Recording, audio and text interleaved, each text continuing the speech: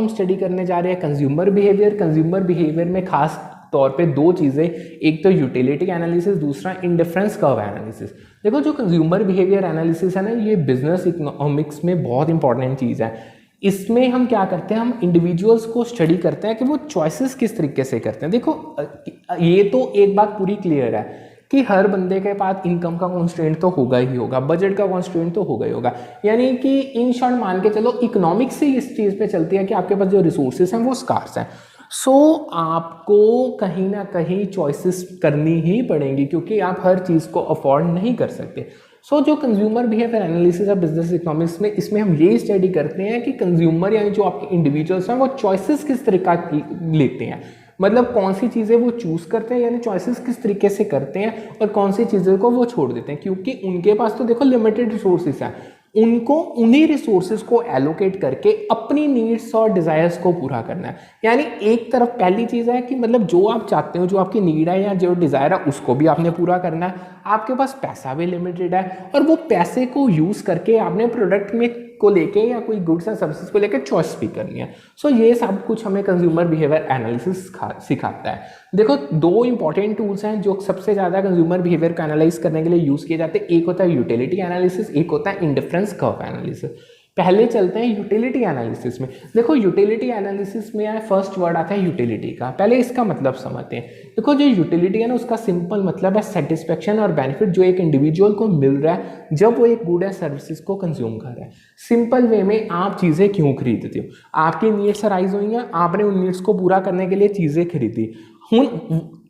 जब आपने वो चीज़ें खरीदी, अब वो आपको कितना सेटिस्फाई कर रही है, मतलब आपकी डिज़ायर या नीड को यानी आपकी वांट को पूरा कर रही है या नहीं कर रही है। जितनी आपको सेटिस्फेक्शन मिलती है, क्या आपको बेनिफिट मिल रहा है, उसको हम यूटिलिटी का नाम दे देते हैं। ठीक है, यानी जो यूटिलिटी एनालिसिस है उसका मेन फोकस इतना ही है कि जो कंज्यूमर्स चॉइसेस कर रहे हैं, यानी वो प्रोडक्ट्स और सर्विसेज को चूज कर रहे हैं, अब जो वो चॉइस हो रही है वो कहीं ना कहीं यूटिलिटी के बेसिस पे ही हो रही है। जो वो गुड्स को कंज्यूम करने से, यानी जो गुड्स को कंज्यूम करने से उनको बेनिफिट या सेटिस्फेक्शन मिल रही है, यानी कि एक की फैक्टर होगा जो यूटिलिटी एनालिसिस को, मतलब यूटिलिटी एनालिसिस के अंदर कंज्यूमर को चॉइसेस, जिसके ऊपर कंज्यूमर की चॉइसेस बेस्ड हैं। सो हमें यूटिलिटी एनालिसिस ये चीज़ें समझाता है।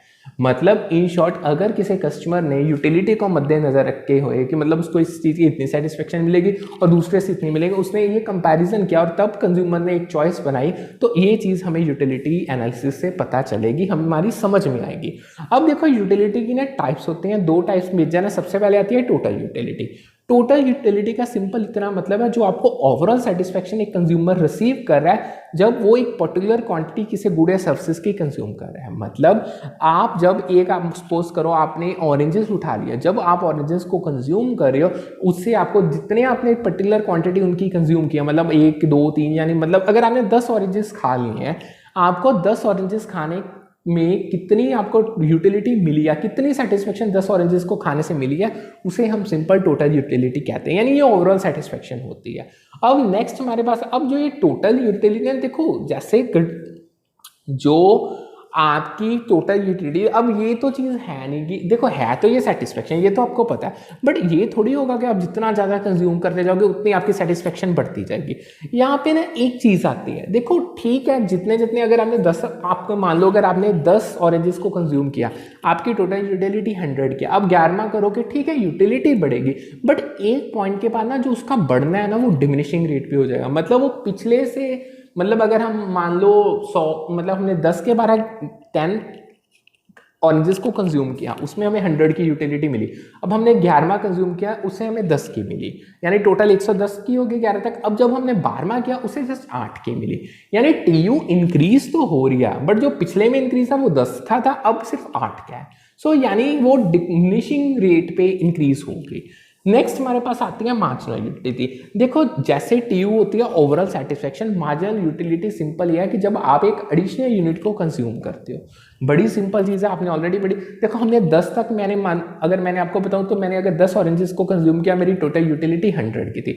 अब मैंने 11वीं यूनिट की तो मेरी टोटल यूटिलिटी 110 की होगी। मतलब एक यूनिट एक्स्ट्रा कंज्यूम करने से मुझे 10 यूटिल्स की यूटिलिटी मिली है, यानी यूटिलिटी को ना यूटिल्स में मेजर किया जाता है। सो ये होती है मार्जिनल यूटिलिटी। मतलब सिंपल, जितनी आप एडिशनल यूटिलिटी गेन करते हो या एक एडिशनल यूनिट के कंज्यूम करने से उसे मार्जिनल यूटिलिटी का नाम दे देते हैं। जो मार्जिनल यूटिलिटी है ना, ये डिक्रीज होती है जैसे जैसे आप कंजम्पशन अपनी इंक्रीज करते जाते हो गुड्स के सर्विसेज। अब इसके पीछे जो कारण है वो है law of diminishing marginal utility, जिसे हम लॉ ऑफ DMU के नाम से भी जानते हैं। नेक्स्ट हमारे पास आता है ऑप्टिमल कंजम्पशन। देखो कंज्यूमर का मेन मकसद, उसका मेन एम ये होता है उसने अपनी टोटल यूटिलिटी को मैक्सिमाइज करना है। अब मैक्सिमाइज तो करना है बट उसके जो रिसोर्सेज है एक तो वो लिमिटेड है और उसका बजट कॉन्स्ट्रेंट्स है उसके पास, उसके इतनी ही इनकम स्पेंड करनी है। मतलब ये दो चीज़ों को मद्देनजर रखते हुए उसने अपनी TU को मैक्सिमाइज करना है, ठीक है। यानी ऑप्टिमल कंजम्पशन पॉइंट तब आता है जब कंज्यूमर अपने बजट है ना जो उसको इस तरीके से एलोकेट करता है कि जो उसकी मार्जिनल यूटिलिटी पर डॉलर स्पेंड है वो इक्वल रहेगी हर गुड और सर्विसेज के लिए। मतलब देखो जैसे MU गुड्स की होती है ना, सेम तरीके से मार्जिनल यूटिलिटी मनी की भी होती है। उन्होंने बड़ी सिंपल कंडीशन किया, देखो हर कंज्यूमर के पास लिमिटेड इनकम है, लिमिटेड रिसोर्सेस है, उसके पास बजट कॉन्स्टेंट भी है। सो वो अपनी इस तरीके से जितना उसका बजट है ना उसको अलग अलग यूनिट्स पे इस तरीके से एलोकेट करेगा कि जो उसकी मार्जिनल यूटिलिटी है ना $1 स्पेंड की या आप कह दो ₹1 स्पेंड की, वो हर गुड पे सेम रहेगी, तभी उसकी ऑप्टिमल कंजम्पशन हो पाएगी, ठीक है। अब यूटिलिटी के एनालिसिस में हमारे पास सबसे पहले आती है कार्डिनल यूटिलिटी अप्रोच। यानी जब यूटिलिटी को नंबर्स में मेजर किया जाता है, एब्सोल्यूट वैल्यूज न्यूमेरिकल वैल्यूज में किया जाता है, तब हम कार्डिनल अप्रोच फॉलो करते हैं। दो ही अप्रोचेस होती हैं, एक कार्डिनल एक ऑर्डिनल। कार्डिनल नंबर्स में जिसे हम यूटिलिटी एनालिसिस के नाम से जाते हैं, ऑर्डिनल मतलब इंडिफरेंस कर्व एनालिसिस। देखो कार्डिनल यूटिलिटी अप्रोच में ना एक बहुत इंपॉर्टेंट एजम्पशन है कि जो यूटिलिटी है ना वो कार्डिनली मेजरेबल है, मतलब नंबर्स में उसको न्यूमेरिकल वैल्यूज में हम मेजर कर सकते हैं, मतलब उनको हम न्यूमेरिकल वैल्यूज असाइन कर सकते हैं। इससे क्या होगा, इससे ना कंपैरिजन बड़ा इजी हो जाता है क्योंकि नंबर्स एंड नंबर्स को कंपेयर करना बड़ा सिंपल है, यानी आप डिफरेंट गुड्स और सर्विसेज को ईजिली कंपेयर कर सकते हो। इसके अलावा कुछ और भी एजम्पशंस है कार्डिनल यूटिलिटी अप्रोच में, वो है सबसे पहले तो सेटिस्फेक्शन की मैक्सिमाइजेशन। ये तो हर में कॉमन एजम्पशन है, ये एजम्पशन तो हर एनालिसिस में आनी ही आनी है। देखो कंज्यूमर का एम ही ये है कि उसने अपनी सेटिस्फेक्शन को मैक्सिमाइज करना है, या कह लो कि उसने अपनी यूटिलिटी को मैक्सिमाइज करना है, यानी उसने अपनी गुड्स और सर्विसेज की चॉइसेस करनी ही इस तरीके से है कि जो चॉइस वो कर रहा है उससे उसकी यूटिलिटी या सेटिस्फेक्शन मैक्सिमम होनी ही चाहिए, और उसने ये चीज़ करते वक्त अपने बजट कॉन्स्ट्रेंट को या लिमिटेड रिसोर्सेज को भी ध्यान में रखना है। सेकेंड, आज की मेन एक और एग्जाम्पशन है, वो है यूटिलिटी इज एडिटिव। यानी जो आप टोटल यूटिलिटी आपको मिल रही है ना, जब आप कॉम्बिनेशन ऑफ गुड्स को कंज्यूम कर रहे हो, अगर उनका जो सम है यूटिलिटीज का, अगर मान लो सपोज करो, मैं सिंपल वे में बताता हूँ, आपने 10 यूनिट से आपको 100 यूटिलिटी मिली, ये एक कॉम्बिनेशन हो गया, मतलब 10 यूनिट्स कंज्यूम की, उस 10 का टोटल 100 आया। अगर अब क्या करो, आप एक एक यूनिट की यूटिलिटी निकाल लो, मतलब पहली से 10 मिली, दूसरी से भी 10 मिली, तीसरे से भी 10 मिली, अब इंडिविजुअली भी इनको प्लस करोगे ना तब भी टोटल यूटिलिटी बराबर आएगी। ये होता है यूटिलिटी इज एडिटिव। यानी सिंपल वर्ड्स में जो यूटिलिटी है ना बंडल ऑफ गुड्स की, उसको हम कैलकुलेट कर सकते हैं हम इंडिविजुअल गुड्स की यूटिलिटी को ऐड करके। आपके पास हर एक मतलब एक जब भी एक यूनिट कंज्यूम या जितनी भी आप यूनिट्स कंज्यूम करोगे उनकी यूटिलिटी होगी ना, उन सभी को इंडिविजुअल गुड्स की यूटिलिटी को प्लस करते जाओ, TU आपको सेम ही मिलेगा। अब जो कार्डिनल यूटिलिटी की जो मेन असम्पशंस या जो एनालिसिस जो पेपर में आए थे ना, वो सबसे ज़्यादा जो पूछे जाते हैं, सबसे पहले तो यही पूछा जाता है कि यूटिलिटी जो मेजरेबल है वो कार्डिनल नंबर्स में है। मतलब इसकी पहली असम्पशन यही है कि जो हम यूटिलिटी अगर कार्डिनल अप्रोच के अंदर कर रहे हैं तो उसको हम नंबर्स में न्यूमेरिकल वैल्यू साइन कर सकते हैं। दूसरी, जो मार्जिनल यूटिलिटी मनी की होगी वो कांस्टेंट रहेगी, यानी वो बिल्कुल भी चेंज नहीं करेगी। और तीसरी जो सबसे अनोखी है कि जो गॉसन्स की फर्स्ट लॉ ऑफ कंजम्पशन है वो भी एप्लीकेबल है, ठीक है, समझ गए। अब आगे आता है हमारे पास ऑर्डिनल यूटिलिटी। देखो कार्डिनल कर ली, अब हम करेंगे ऑर्डिनल। अब जैसे हमने कार्डिनल के अजम्पशंस की, अब आती है अजम्पशंस कंज्यूमर बिहेवियर की जो ऑर्डिनल यूटिलिटी थ्योरी पे बेस्ड है। सबसे पहले रेशनलिटी ऑफ कंज्यूमर। देखो ये अजम्पशन का सिंपल इतना कहना है कि कंज्यूमर्स रेशनल होते हैं, उनका एम इतना ही है, उन्होंने अपनी सेटिस्फेक्शन को या यूटिलिटी को मैक्सिमाइज करना है ज़्यादा गुड्स को कंज्यूम करके या सर्विसेज को कंज्यूम करके। अगर मैं आपको और सिंपल भाषा में बताऊं, मान लो अगर एक दुकान पे मतलब 2 दुकान पे सेम प्रोडक्ट्स मिल रही हैं, एक दुकान आपके नियर बाय होके मतलब ठीक है चलो इस लोकेशन को छोड़ो, अभी आपके पास दो दुकान है, दोनों में से सेम क्वालिटी के प्रोडक्ट्स मिल रहे हैं, सिमिलर प्रोडक्ट्स हैं, एक आपको 20 रुपए का दे रहा है, दूसरा आपका 30 रुपए का। So being a rational consumer obvious बात है आप 20 रुपए वाले से ही खरीदोगे। सो ये सबसे बेसिक एग्जांपल है रेशनलिटी की, यार कंज्यूमर ऐसा ही कॉम्बिनेशन चूज करेगा जिसमें उसकी सेटिस्फेक्शन या यूटिलिटी मैक्सिमम होगी। सेकेंड आती है यूटिलिटी ओनली ऑर्डिनरी मेजरेबल। देखो ऑर्डिनल यूटिलिटी थ्योरी की अकॉर्डिंग अगर हम चलें तो ये सिर्फ इतना कहता है जो यूटिलिटी है ना उसको हम सिर्फ रिलेटिव या ऑर्डिनल सेंस में ही मेजर कर सकते हैं। मतलब हम यूटिलिटी को नंबर्स यानी कार्डिनल नंबर्स नहीं दे सकते, न्यूमेरिकल वैल्यूज नहीं दे सकते, हम उसको सिर्फ रैंक कर सकते हैं, उनके प्रेफरेंस के अकॉर्डिंग उनको रैंक्स दे सकते हैं, उनको रिलेटिव या ऑर्डिनल सेंस में डिस्क्राइब कर सकते हैं। अब आप एक एप्पल कंज्यूम कर रहे हो, आप ये नहीं बता सकते मुझे 10 पॉइंट की या 10 यूटिल्स की यूटिलिटी मिली।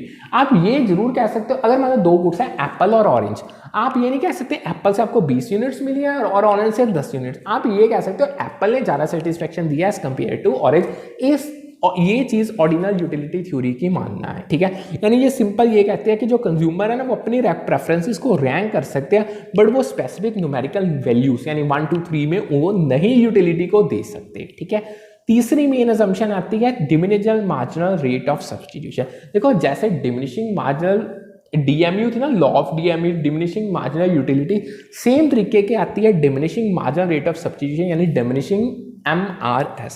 अब जो ये असम्पशन है ये सजेस्ट करती है कि जब कंज्यूमर कंज्यूम करेगा एक गुड को ज़्यादा अपनी कंजम्पशन को कांस्टेंट रखने के लिए और उसको तब दूसरे गुड को रिड्यूस करना ही पड़ेगा। सिंपल वे में अगर मैं बताऊं, अगर आप एप्पल और ऑरेंजेस दो चीज़ें कंज्यूम कर रहे हो, आपकी इनकम 100 है, एक तो हो गया 50-50 का कॉम्बिनेशन, मतलब 50 रुपए के एप्पल 50 रुपए के ऑरेंज। बट अगर आप अपने एप्पल की कंजम्पशन को इंक्रीज करना चाहते हो क्योंकि आपके पास इनकम तो 100 है, तब डैम श्योर है आपको ऑरेंज की कंजम्पशन को रिड्यूस करना ही पड़ेगा। सिंपल वे में अगर एक प्रोडक्ट की कंजम्पशन इंक्रीज होगी तो दूसरे की डिक्रीज होगी ही होगी, तभी हम अपने जो हमारी मनी इनकम है उसको यूज कर पाएंगे, तब क्योंकि वो कॉन्स्टेंट है वो तो बढ़ेगी ही नहीं। सो अब जब आप एक चीज को ज्यादा कंज्यूम करते जाते हो और दूसरे को कम करते जाते हो, तब एक ऐसा पॉइंट आएगा ना, उस पॉइंट के बाद ना जो चीज आपसे लूज हो रही है, जैसे ऑरेंजेस आप कम कर रहे हो, उस पॉइंट के बाद ना आप ऑरेंजेस को लूज करना पसंद नहीं करोगे, क्योंकि वो ऐसा पॉइंट होगा जहां पे आप सबसे ज्यादा कम विलिंग होगे कि ऑरेंज को सब्स्टिट्यूट करना है एप्पल की। ये होती है diminishing marginal rate of substitution, यानी जो कंज्यूमर की विलिंगनेस है ना कि वो अपने सब्स्टिट्यूट कर ले गुड्स को, वो डिमिनिश होती रहती है, वो कम होती रहती है। यानी हर एक एडिशनल यूनिट दूसरे गुड की वो जैसे जैसे कंज्यूम करेगा ना, वो पहले गुड को, मतलब सिंपल वे में बताता हूँ, जैसे जैसे वो एप्पल की कंजम्पशन को ज़्यादा करेगा ना, जितनी जितनी वो कंज्यूम करी जाएगा उतना ही कंज्यूमर कम विलिंग हो जाएगा ऑरेंज की गुड्स को सब्स्टिट्यूट करने में, मतलब उनको कम करने में, ठीक है। ये थी हमारी diminishing marginal rate of substitution.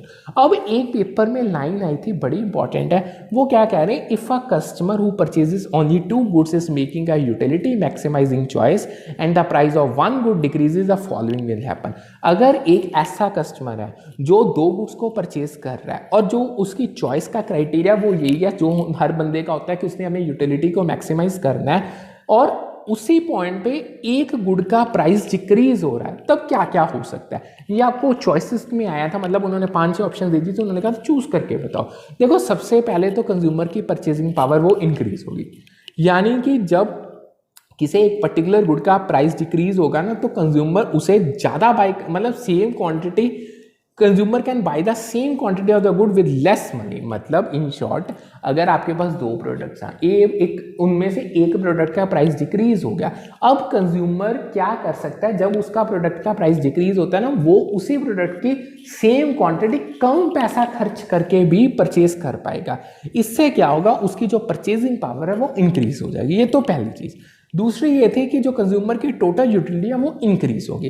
देखो अगर एक प्राइस का गुड मतलब प्राइस का मतलब अगर एक गुड का प्राइस डिक्रीज हो रहा है तो जो कंज्यूमर है ना वो अफोर्ड कर पाएगा, ज़्यादा से ज़्यादा वो गुड को कंज्यूम करेगा अपने बजट के अंदर क्योंकि उसका प्राइस डिक्रीज होगा। अब मतलब उसके सेम लेवल ऑफ इनकम के साथ उसकी ज़्यादा क्वांटिटी वो परचेज कर पाएगा। जितनी ज़्यादा क्वांटिटी परचेज करेगा उतनी ही टोटल यूटिलिटी ज़्यादा होगी, यानी जितनी टोटल यूटिलिटी है जो वो रिप्रेजेंट करेगी सेटिस्फेक्शन या बेनिफिट जो उसको उस पर्टिकुलर गुड को कंज्यूम करने से मिल रहा है, और जब उसका प्राइस डिक्रीज होगा वो बढ़ जाएगा। ठीक है, समझ आ गया। सो ये दो करेक्ट आंसर्स थे उसके। अब आगे चलते हैं, आगे हमारे पास आता है इंडिफरेंस कर्व एनालिसिस। बड़ा इंपॉर्टेंट टॉपिक है, ये भी बहुत बार पेपर में आया है, मतलब बहुत बार क्या आता ही आता है। देखो इंडिफरेंस कर्व एनालिसिस है ना, वो बेस्ड किस पे है, वो बेस्ड है ऐसा एक मतलब जो उसका कॉन्सेप्ट जिस पे वो बेस्ड है ना, वो सिंपल ये कहता है कि जो कंज्यूमर्स है ना वो इनडिफरेंट है। जितने भी आप उनको कॉम्बिनेशन गुड्स और सर्विसेज के दे दो वो हर कॉम्बिनेशन से इक्वली सेटिस्फाइड है, मतलब वो भेदभाव नहीं करते। मतलब अगर आपके 2 गुड्स हैं उसके 10 कॉम्बिनेशंस बन रहे हैं इनकम को लेके, मतलब एक पहले कॉम्बिनेशन में ए ज़्यादा है दूसरे में बी कम है, या मतलब ऐसे 10 कॉम्बिनेशंस बन रहे हैं, कंज्यूमर को 10 के 10 कॉम्बिनेशन इक्वली सेटिस्फाई करेंगे। ये सबसे पहले चीज़ है, यानी कंज्यूमर कॉम्बिनेशंस को लेके इनडिफरेंट है। ठीक है, सो उनको ये सेम लेवल ऑफ यूटिलिटी देंगे। अब आगे आता है इंडिफरेंस कर्व्स क्या होते हैं। देखो जो इंडिफरेंस कर्व है ना, ये ना एक ग्राफिकल रिप्रेजेंटेशन है जो ना अलग अलग कॉम्बिनेशंस दिखाता है गुड्स और सर्विसेज के, यानी जो कंज्यूमर को same utility, same benefit, same satisfaction दे रहे हैं उसके इनकम और बजट को मद्देनजर रखते हुए। मतलब जो आप इसको ग्राफिकली इस तरीके से प्रेजेंट करोगे कि जितने भी इंडिफरेंस कर्व पे पॉइंट्स बनेंगे, कॉम्बिनेशंस को वो रिप्रेजेंट करेंगे, वो सारे के सारे कंज्यूमर्स को इक्वल सेटिस्फेक्शन और बेनिफिट देंगे कि उसकी इनकम को, उसके बजट को देखते हुए। ठीक है, यानी कंज्यूमर इनकी तरफ इंडिफरेंट है। सो जो हायर इंडिफरेंस कर्व होगा वो हायर यूटिलिटी रिप्रेजेंट करेगा, ये चीज़ याद रखना। अगर आपने एक इंडिफरेंस मैप बनाया उसमें 3-4 कर्व्स होंगे, जो कर्व सबसे ऊपर होगा वो हायर यूटिलिटी कंज्यूमर के लिए रिप्रेजेंट करेगा। ठीक है, आगे वो क्या कह रहे, अगर हम ऑर्डिनल अप्रोच में, यानी in the ordinal approach to consumers equilibrium with limited income and 2 commodities following information is required. मतलब अगर आपने इंडिफरेंस कर्व एनालिसिस को यूज करना है, मतलब आप ऑर्डिनल अप्रोच में चल रही हो, अगर आपने ऑर्डिनल अप्रोच में कंज्यूमर के इक्विलिब्रियम को फाइंड करना है, यानी कंज्यूमर इक्विलिब्रियम ऐसी सिचुएशन है, ऐसा पॉइंट है जहां पे कंज्यूमर को मैक्सिमम सेटिस्फेक्शन मिलेगी उसकी हर चीज को, यानी उसकी रिसोर्सेज, उसके इनकम्स को, उसके बजट एलोकेशन को देख के बाय कंज्यूमिंग 2 गुड्स। ठीक है, सो उसकी इनकम भी लिमिटेड है, उसके पास 2 कमोडिटीज है। सो अगर आपने ऑर्डिनल अप्रोच के अंदर कंज्यूमर इक्विलिब्रियम फाइंड करना है तो आपको बिलो मेंशन इंफॉर्मेशन चाहिए। सबसे पहले इंडिफरेंस मैप, ये मैंने आपको बता दिया। जो इंडिफरेंस मैप होता है ये रिप्रेजेंट करता है कंज्यूमर की प्रेफरेंसेस इंडिफरेंस कर्व्स की भी, यानी मतलब जब आप एक आईसी एक कॉम्बिनेशन दिखाएगा, मतलब अगर आप एक डायग्राम में 5-6 आईसी इकट्ठे बना देते हो, इंडिफरेंस कर्व्स बना देते हो, तो वो इंडिफरेंस मैप बन जाएगा।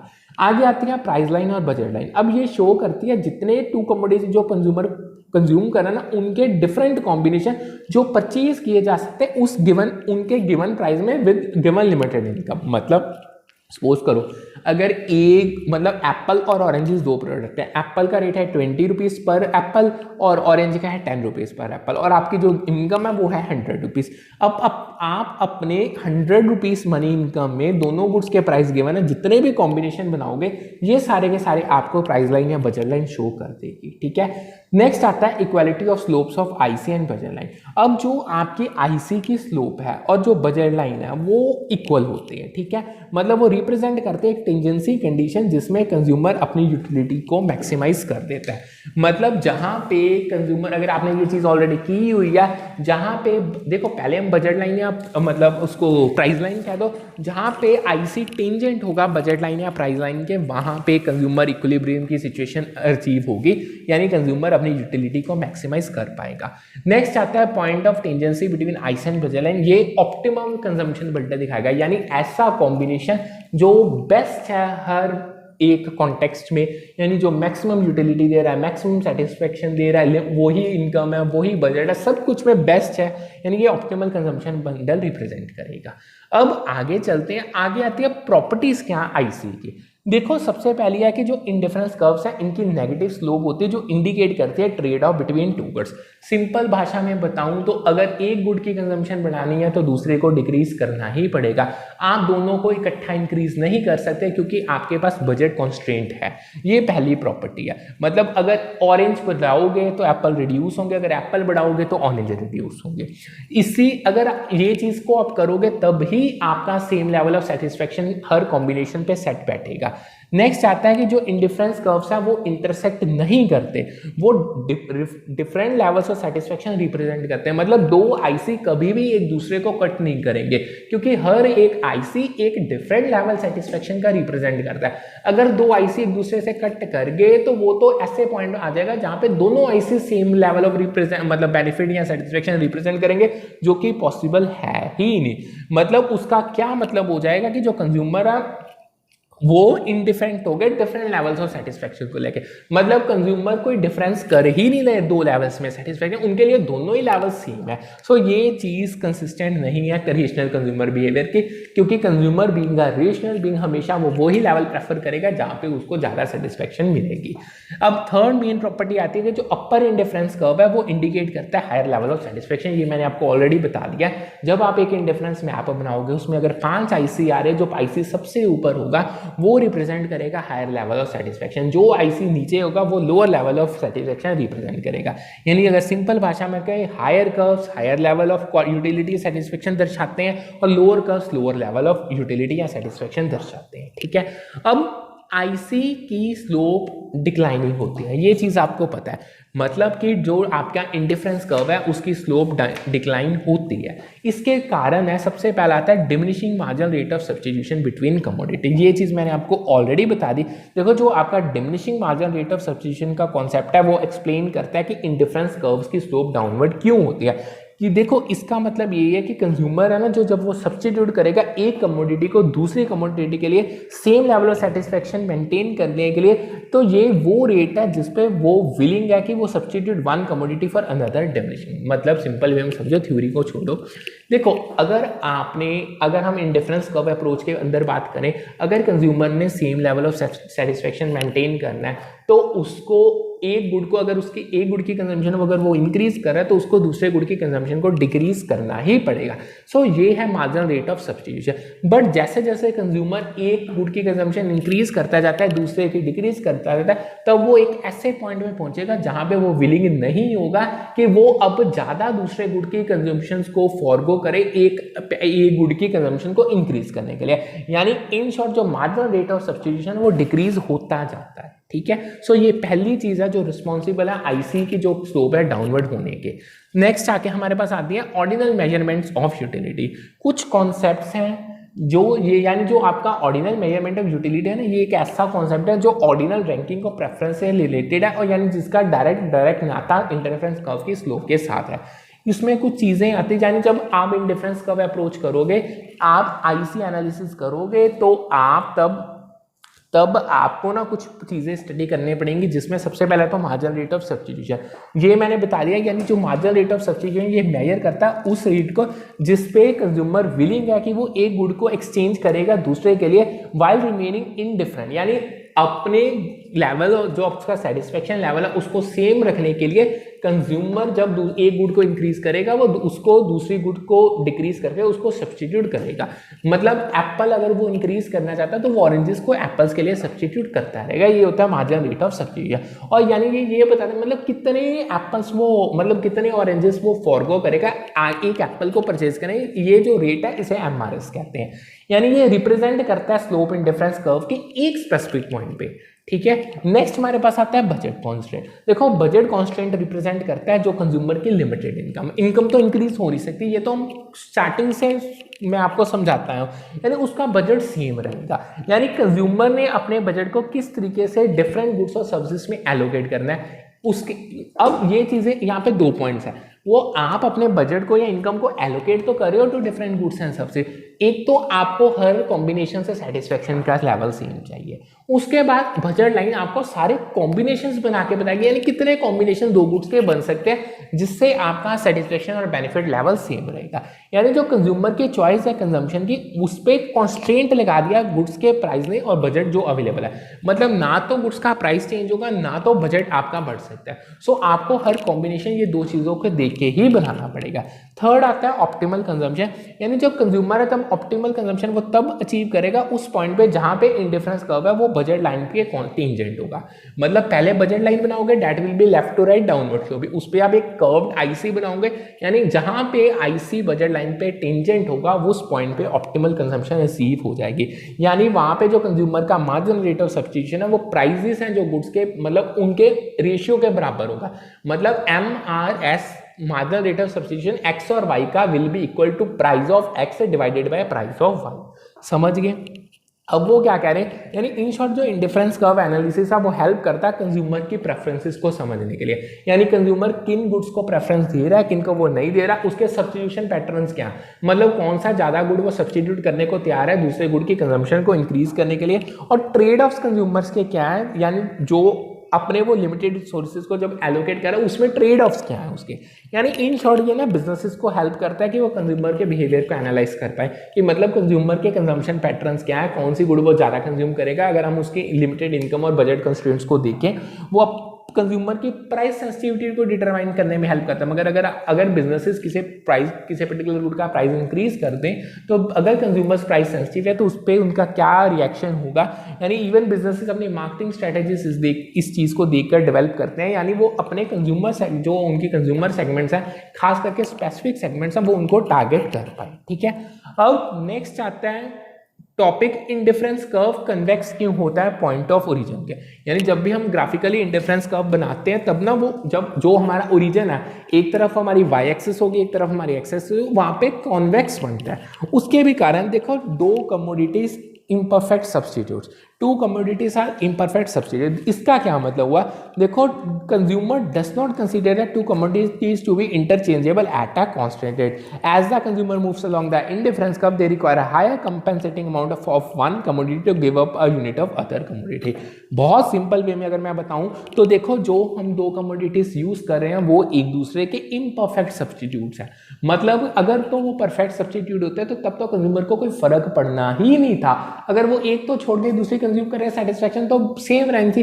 देखो वो इम्परफेक्ट सब्स्टिट्यूट्स होते हैं, मतलब उतना ये हुआ कि जो कंज्यूमर है वो कंसीडर नहीं करता दो कमोडिटी को कि वो एक इंटरचेंजेबल है। यानी कंज्यूमर के दिमाग में ये है, उसकी जो यम्पशन ये है कि जो गुड्स वो ले रहा है वो ना इंटरचेंजेबल नहीं है एक कांस्टेंट रेट पे। मतलब आप उनको इजीली एक दूसरे के साथ एक सेम रेट पे चेंज नहीं सब्स्टिट्यूट नहीं कर सकते। अगर आप कंज्यूमर इंडिफरेंस कर्व के अलोंग चल रहा है तो उसको रिक्वायरमेंट है कि उसको एक हायर कंपेंसेटिंग अमाउंट एक कमोडिटी का मिलना चाहिए जो उस यूनिट के लिए जो जिसको वो कंज्यूम करने को मतलब ठुकरा रहा है छोड़ रहा है।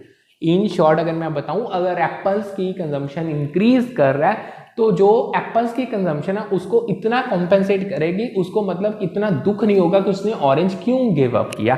ये होता है कि टू कमोडिटीज एक दूसरे के इम्परफेक्ट सब्स्टिट्यूट्स है। नेक्स्ट आता है declining marginal rate of substitution between commodity. देखो आईसी की स्लोप डाउनवर्ड होने का भी यही कारण है, कॉन्वेक्स होने का भी यही कारण है।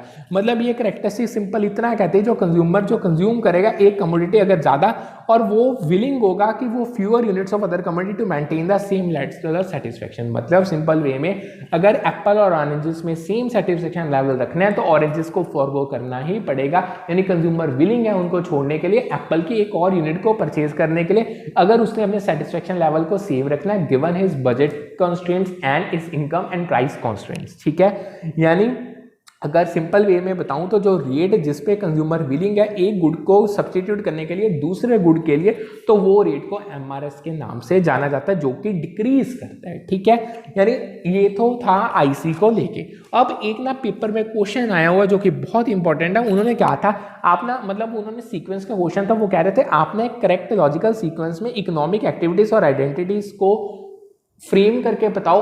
उन्होंने आपको ऑप्शन दे दी थी, मतलब कौन सी ऑप्शन डायरेक्ट बिल्कुल एक्यूरेट डिपिक्ट करती है एक correct logical sequence economic activities और आइडेंटिटी का जो यूज किया जाता है थ्योरी ऑफ कंज्यूमर चॉइस को समझने के लिए, ठीक है। सो उसका जो करेक्ट आंसर था वो सबसे पहले आता है यूटिलिटी एनालिसिस। देखो जो ये स्टेप है इसमें आप प्रेफरेंसेस को और सेटिस्फेक्शन जो मतलब जो सेटिस्फेक्शन लेवल है कंज्यूमर्स के यूटिलिटी थ्योरी के बेसिस पे उनको एनालाइज करते हो। मतलब पहले आप यूटिलिटी एनालिसिस करोगे, ये स्टेप आपको ये बताएगा कंज्यूमर की प्रेफरेंसेस क्या है, कंज्यूमर के सेटिस्फेक्शन लेवल्स क्या है गुड्स को लेके, ठीक है। नेक्स्ट आता है इंडिफरेंस कर्व एनालिसिस। ये स्टेप में आप एक कंस्ट्रक्ट करोगे या एनालाइज करोगे एक आईसी इंडिफरेंस कर्व को। अब जो आईसी आपने कंस्ट्रक्ट कर दिया उसको जब एनालाइज करोगे वो आपको बताएगा कि दो गुड्स और सर्विसेज का कॉम्बिनेशन क्या है जो आपको same level of utility consumer को प्रोवाइड कर रहा है, क्योंकि आईसी का काम ही यही है। थर्ड हम बजट लाइन बनाएंगे, यानी बजट लाइन रिप्रेजेंट करेगी वो सारे डिफरेंट कॉम्बिनेशन जो गुड्स और सर्विसेज के जो कंज्यूमर अपनी इनकम के अंदर अंदर अपने बजट के अंदर अंदर अफोर्ड कर सकता है वो कंज्यूम कर सकता है। नेक्स्ट हमारे पास आते हैं डिमांड कर्व एनालिसिस। इस स्टेप में हम रिलेशनशिप जो प्राइस ऑफ गुड और सर्विस या उसकी जो क्वांटिटी डिमांडेड हो रही है कंज्यूमर के द्वारा उन दोनों की रिलेशनशिप को एनालाइज करते हैं, जो हमारा एक डिमांड कर्व होता है। मतलब simple word demand curve analysis, जैसे मतलब लॉ ऑफ डिमांड है ना, मतलब एक तरफ आ गया प्राइस गुड का और सर्विस का, उसकी दूसरी तरफ आ गया क्वांटिटी डिमांडेड उसी गुड की और सर्विसेज। जब हम इन दोनों में रिलेशनशिप को स्टडी करते हैं, इसको ग्राफिकली रिप्रेजेंट करते हैं, डिमांड कर्व बनाते हैं, तब हम डिमांड कर्व एनालिसिस कर रहे हैं। नेक्स्ट आता है लास्ट में consumer equilibrium. Consumer equilibrium final step होता है, इसमें हम डिटरमाइन करते हैं कंज्यूमर का वो ऑप्टिमल कॉम्बिनेशन गुड्स और सर्विसेज का जो उसको मैक्सिमम यूटिलिटी देगा, मैक्सिमम सेटिस्फेक्शन देगा, मैक्सिमम बेनिफिट देगा।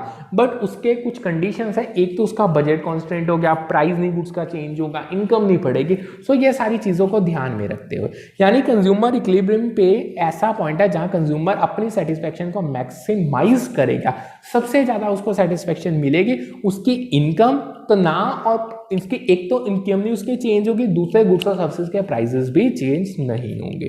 ठीक है, समझ गए। अब आगे चलते हैं, आगे क्या करें। एक लाइन आई थी पेपर में, an act in a way that results in the greatest good for the greatest number aligns with the core principle of utilitarianism.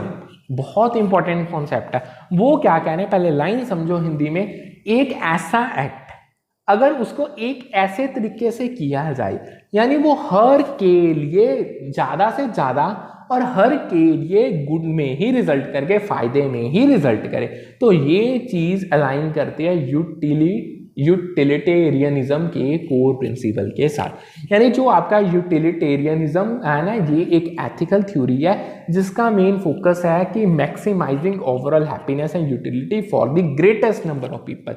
जितने से जितने ज्यादा हो सके हर एक बंदे के लिए आप मैक्सिमाइज करो उसकी ओवरऑल हैप्पीनेस और ओवरऑल यूटिलिटी, उसको बेनिफिट दो, उसकी सेटिस्फाई करो। मतलब ज्यादा से ज्यादा बंदे जितने पॉसिबल हैं उतनों को यूटिलिटी मैक्सिमम मिलनी चाहिए। यानी ये सजेस्ट करती है कि जो एक्शंस ले रहे हो उनको इवेल्युएट किया जाना चाहिए on the basis of their consequences and the impact on the wellbeing of individuals और सोसाइटी एज अ होल। यानी अगर आपके कोई भी एक्शंस हो रहे हैं, अगर आप कोई भी एक्शंस ले रहे हो, जो उन एक्शंस की इवेल्युएशंस होगी उनको आप, जो उन एक्शन से रिजल्ट्स निकलेंगे, जो इम्पैक्ट पड़ेंगे, जो कंसिक्वेंसेज यानी जो उनके मतलब एट द एंड जो चीजें होंगी उनका क्या इम्पैक्ट सोसाइटी पे या क्या इम्पैक्ट मतलब पीपल पे, यानी हर चीज को एज अ होल देख के उन्हीं एक्शंस को तभी इस नजरिए से ही इवेल्युएट करना चाहिए।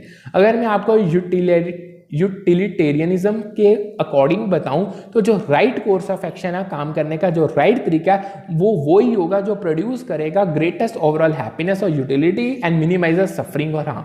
मतलब हर चीज करने का एक ही सबसे सलीक और सबसे सही ढंग होता है कि वो ढंग जो हर बंदे को फायदे में रखे, हर बंदे की सेटिस्फेक्शन बढ़ाए, हर बंदे की यूटिलिटी बढ़ाए और उनकी जितनी भी सफरिंग्स हैं या अगर उनको कोई हार्म हो रहा है उस सेक्शन से वो बिल्कुल रिड्यूस हो जाए। ठीक है, सो जो ये एथिकल डिसीजन मेकिंग प्रोसेस है ना यूटिलिटेरियनिज्म के जो अंदर आता है, इसमें आप पोटेंशियल आउटकम्स जो आपके मतलब जो काम आप करोगे, जो आप एक्शन लोगे, जो कोर्स लोगे एक्शन का, जो उसके पोटेंशियल आउटकम्स होंगे, यानी जितना ही एक्शंस होंगे उतने ही उनके आउटकम्स होंगे, उनको अच्छे से असेस करोगे और वो एक्शन चूज करोगे जो सबके लिए हैप्पीनेस और यूटिलिटी क्रिएट करके देगा।